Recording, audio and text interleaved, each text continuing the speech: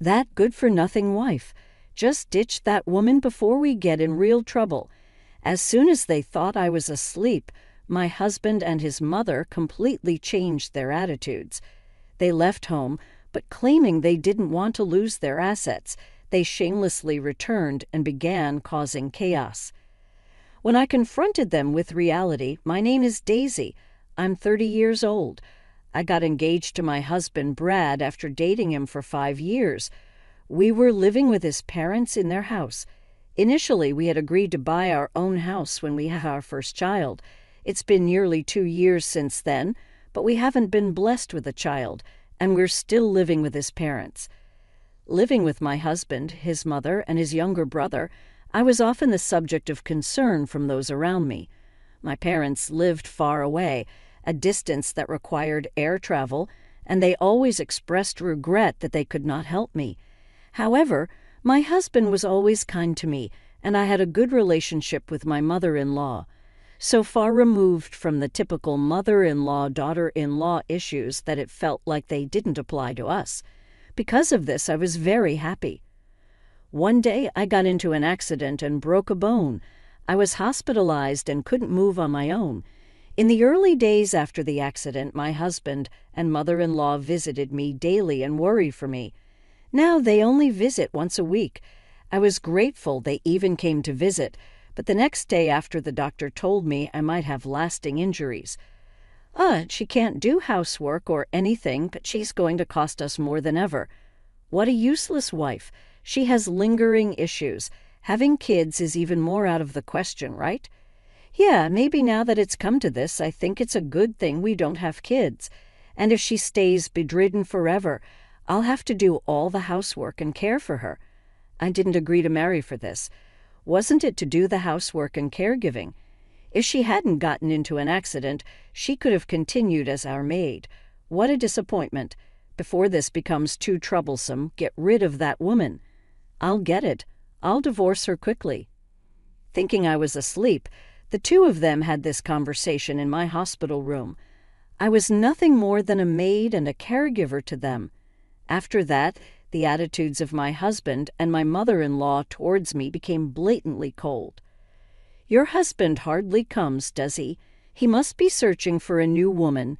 If you only had a child, you could have kept him by the skin of your teeth. My husband wasn't even coming once a week anymore. My mother-in-law seemed to just be passing time by saying nasty things. My brother-in-law, however, was doing the laundry and checking if I needed anything and was generally very helpful. He visited me nearly every day and even took me to the open-air area in my wheelchair when I felt suffocated by my long hospitalization. I was tired from physical therapy and wanted to give up at times, but I think I've made it this far thanks to my brother-in-law. His presence was that much of a help to me. I'm not getting worse and physical therapy is going well, but it's still hard to say anything about any potential lingering issues. When I told my husband and mother-in-law about this, seriously. See, I told you we should have gotten rid of her sooner. The two of them started arguing over me. What are you two even saying? Aren't you being too harsh on Daisy, who's been taking care of our house and our father all this time? In reality, I had been taking care of my father-in-law for 5 years while dating my husband. When we started dating, we were told, "Why don't you live together since you are both going to get married anyway?" Yeah, it's a great deal. We can save money and live together and then get married when we're settled. When I hesitated, they said, "It's okay, we have plenty of rooms and we won't invade your privacy. Plus, you don't need to pay rent. You want to marry my son, right?" How could I refuse?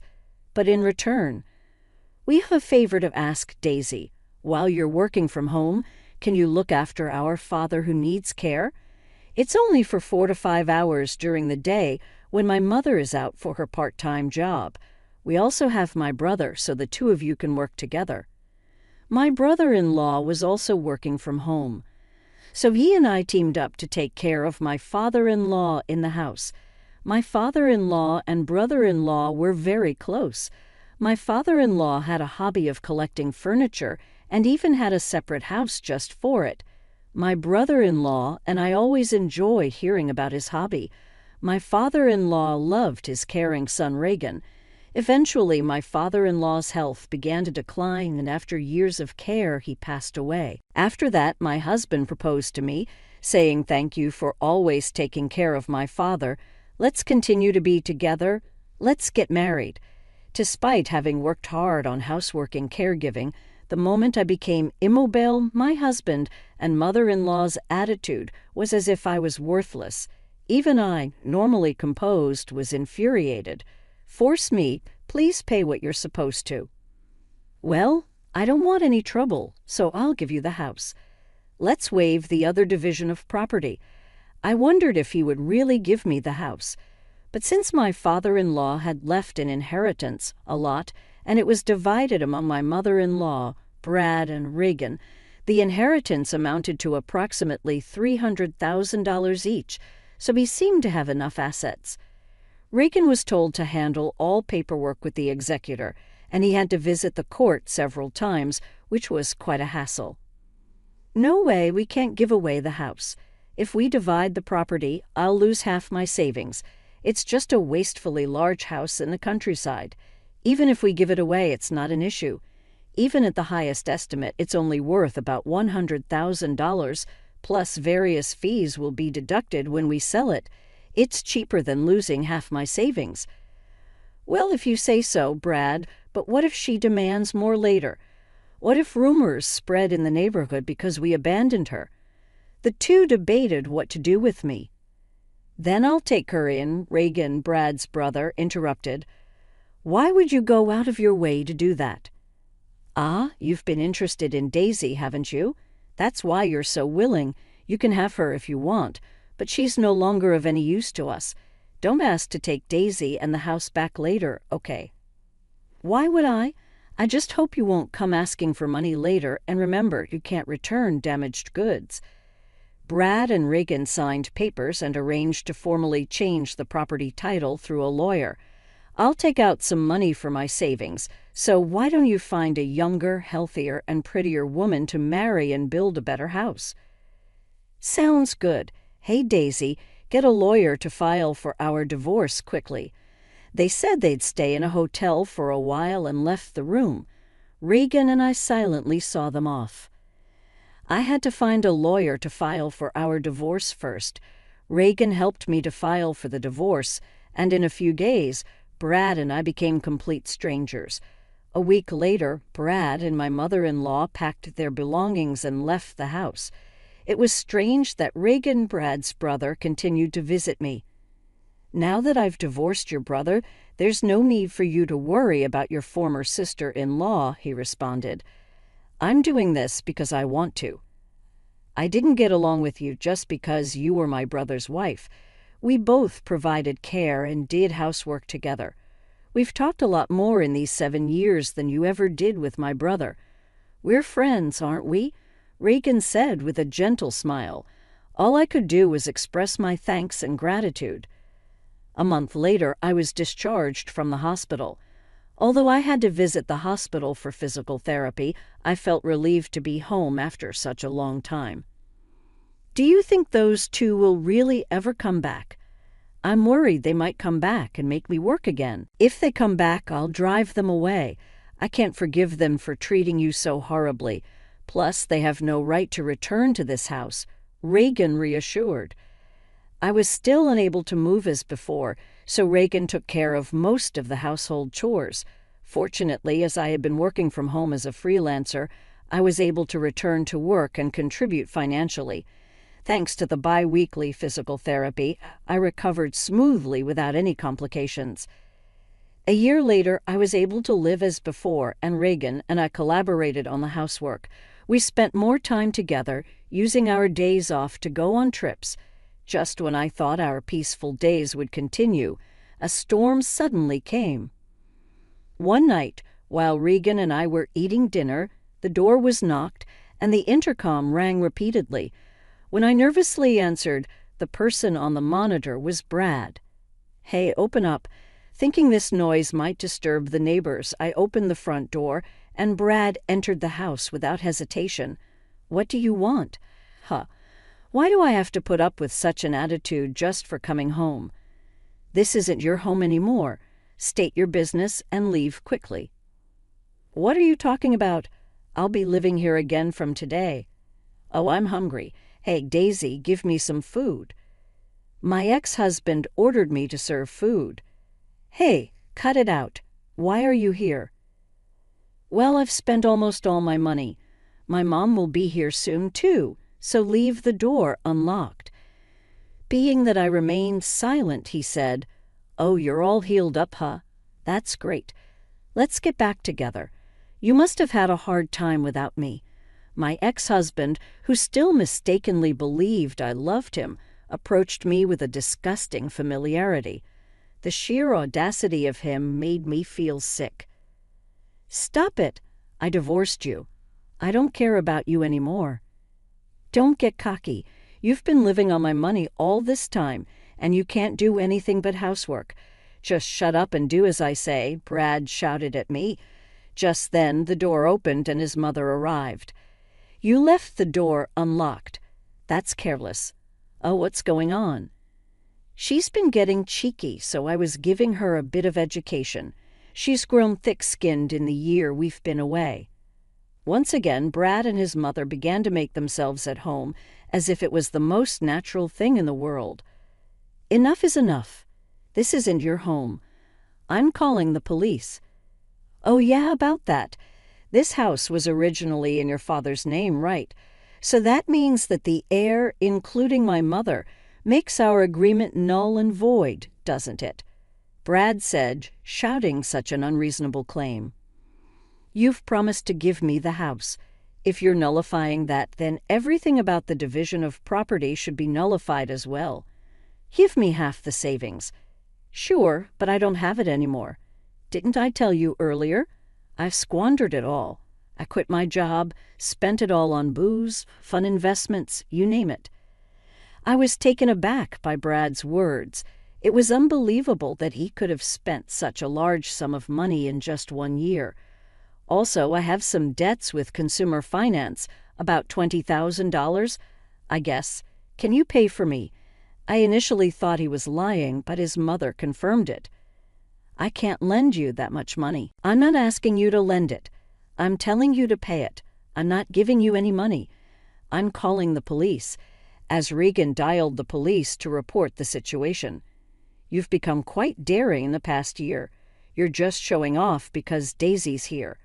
Brad began to wreak havoc in the house, breaking the precious furniture that had been my father-in-law's keepsake.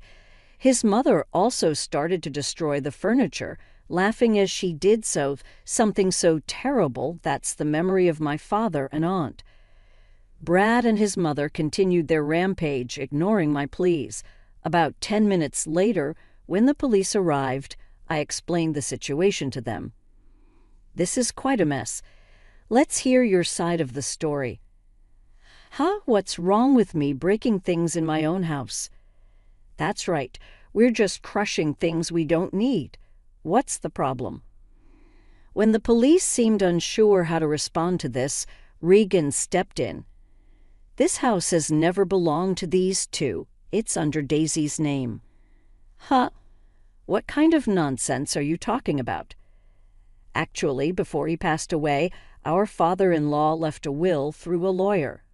"Of course you would know. You handed over what you were told and left the rest to Regan. So this house was yours from the beginning." When I confirmed this, Brad and his mother stood dumbfounded.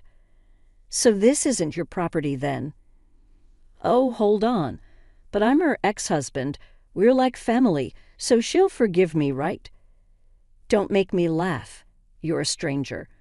Once you're an ex, I don't even know that you were in contact with another woman before our divorce was finalized and who treated me like a maid, if not you."